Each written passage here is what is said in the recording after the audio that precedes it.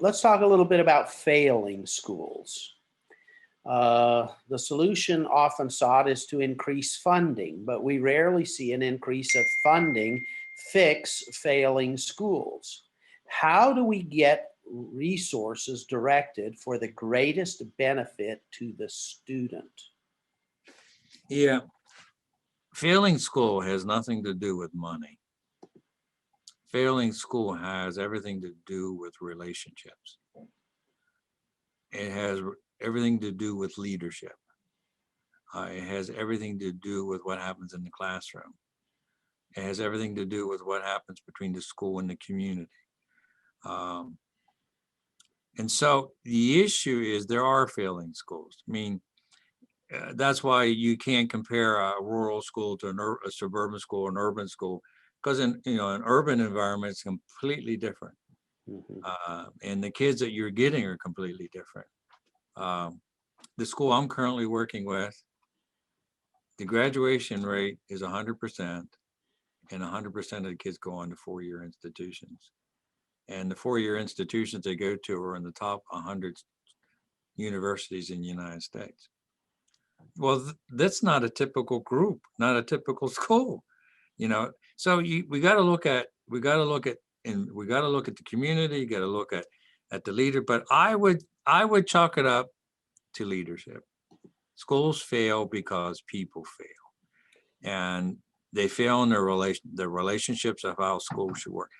A school is to be a community. That's what it was started out as, and we need to maintain that. So what I'm hearing you say is failing schools are not failing because of lack of resources typically. Failing schools are failing because of other issues, and throwing more money into failing schools is throwing good money after bad. Exactly right. If you wanted my idea about how you fund schools, a school that has to struggle a little bit for its money will be more innovative because they have to be. Innovation and funding is connected. Right.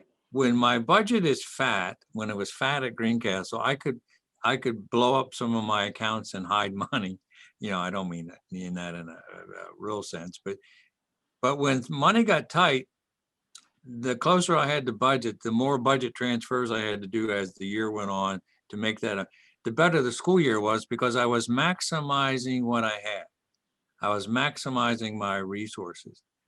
And so when you maximize your resources, you get very creative, and you get your teachers to be creative, and you get your department heads to be creative, and you get your different levels. So if there isn't a little pain in the budget, I question, I question, I think little pain is good. It's just like in the home budget. Some months it's a little tighter than others. You have enough, but you just really have to be conscientious. And I think that's where purposefulness, planning, long strategic planning, because you're not going to build a building without some planning. You're not going to do some of the big projects without planning. But if you just divvy out money and without thinking about it, it just becomes a bottomless pit.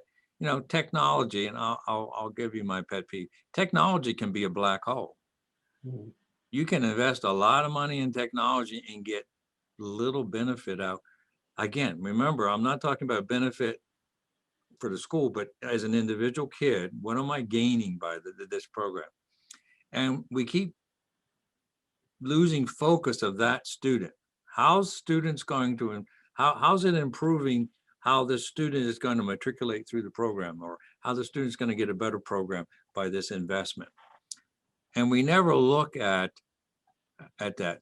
If you're a business, you look at it, your investment in money completely different than an educational system. And I think the two of them need to come together a little bit better.